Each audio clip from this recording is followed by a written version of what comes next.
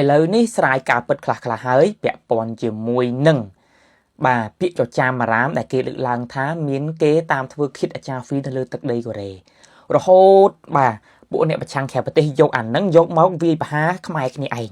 បាទជាពិសេសពួកសេងរតនាផនផាណាលក្ខណាវ៉ាន់កាមទេពហុងលឹមអីនឹងជាដើមឥឡូវនេះអាចារ្យហ្វីបកស្រាយហើយស្ដាប់អាចារ្យហ្វី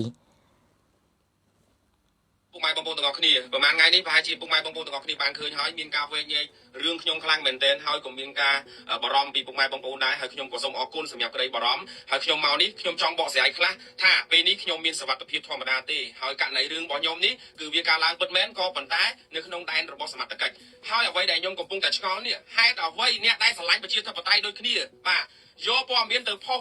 លើសពីការពិតបាទអ្នកខ្លះផុសថាចាប់បានឃាតករ6ដណ្ដប់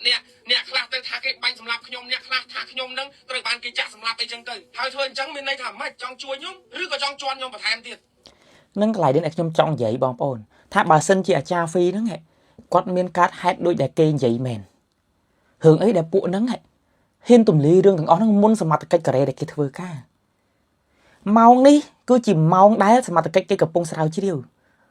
អញ្ចឹងហើយបានជាគេកាក់ខ្លួនទាំងអាចារ្យហ្វីក៏ដោយរហូតដល់72ម៉ោងដែលអត់ឲ្យអាចារ្យហ្វីមានសេរីភាពតែសួរតាហេតុអីបានជាអ្នកប្រឆាំងមួយចំនួនគាត់បញ្ចេញអតិន័យខុសនឹងធ្វើឲ្យវាមានភាពច្បុកច្បល់ជាពិសេសលក្ខណាវ៉ាន់ផនផាណាកាមទេពហុងលឹមផ្សេងរតនាស្អីជាដើមនេះរហូតដល់លៀបពណ៌ទៅខាងរដ្ឋាភិបាលស្រុកខ្មែរទាំងដែលបច្ចុប្បន្ននេះ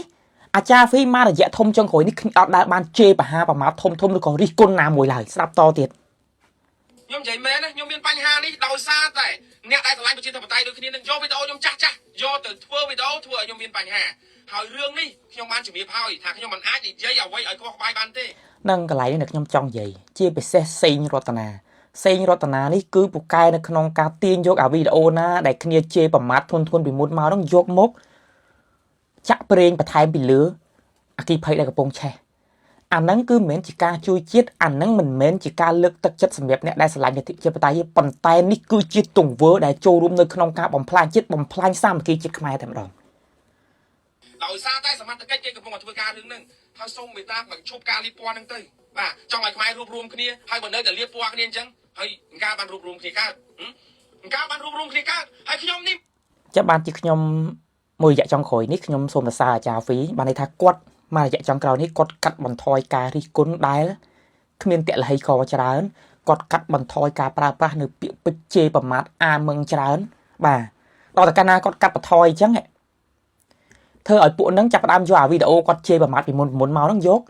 មកឲ្យវាផ្ទុះសារជាថ្មីនៅលើបណ្ដាញសង្គម Facebook ហើយប៉ុន្តែសំណួរសួរថាបើសិនជាករណីបញ្ហាលើកនេះកើតលើអាចារ្យហ្វីនេះសួរតែខាងណាជាអ្នកបកស្របពេលដែលអាចារ្យហ្វីលែងរិះគន់ឲ្យមករយៈហ្នឹងតើខាងណាតើវាជានយោបាយស្វាស៊ីបាយលៀបមុតប្រពេឬក៏យ៉ាងណាណាកន្លែងហ្នឹងបានពីខ្ញុំពេលខ្លះខ្ញុំចង់បញ្យល់បងប្អូនឲ្យដឹងអំពីសារបានថាបងប្អូននៅក្នុងស្រុកមួយចំនួនពេលខ្លះក៏អត់យល់ទេទាល់តែអ្នកធ្លាប់ដើរប្រឡូកទៅក្នុងវិស័យហ្នឹងជាមួយពួកហ្នឹងដូចជាខ្ញុំដូចជាអាចារ្យហ្វីបានយល់ថាតើរបៀបធ្វើ